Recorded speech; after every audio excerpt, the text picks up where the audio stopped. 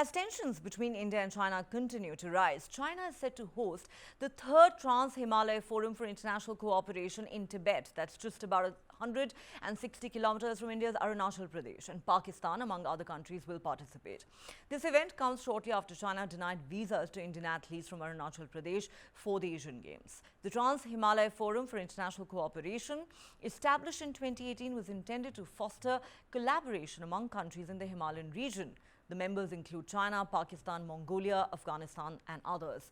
This year's forum is being hosted in Nyingchi, Tibet, a region administered by China but located, like we said, very close to Arunachal. The proximity of the location of this event to Arunachal Pradesh has raised concerns in India, as China claims Arunachal Pradesh as its own territory, referring to it as South Tibet. In recent years, China has been asserting its territorial claims by releasing new maps and renaming places in the region, claims that India has firmly rejected.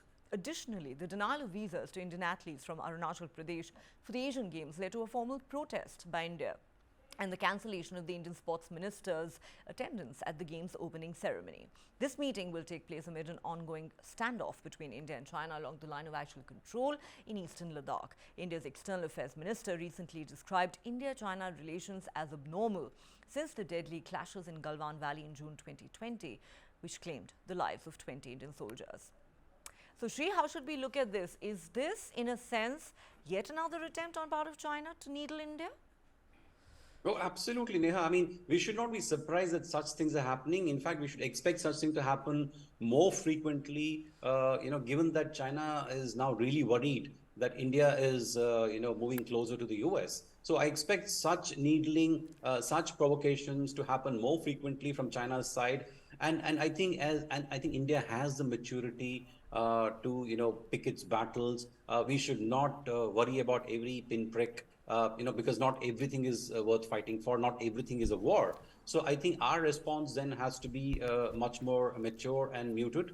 This is something that we'll have to learn to live with. The only thing we should, hope for, and I think it's possible that it may never come to this, is a large-scale conflict between India and China.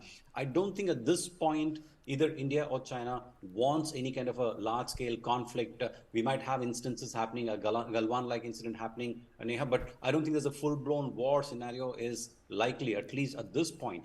So as long as these, minor needling, irritation, provocations happen, I think India will have to respond to it appropriately and not, get itself worked up on every little thing.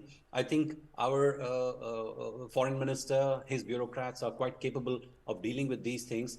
And I think we can live with these minor irritations. But I think the objective should be not to allow any kind of a large-scale provocation or any kind of a large-scale war that could potentially, hurt both India and China. So that's one thing we should avoid in this region, Neha. Clearly, and these are pinpricks that India would do best to avoid reacting to.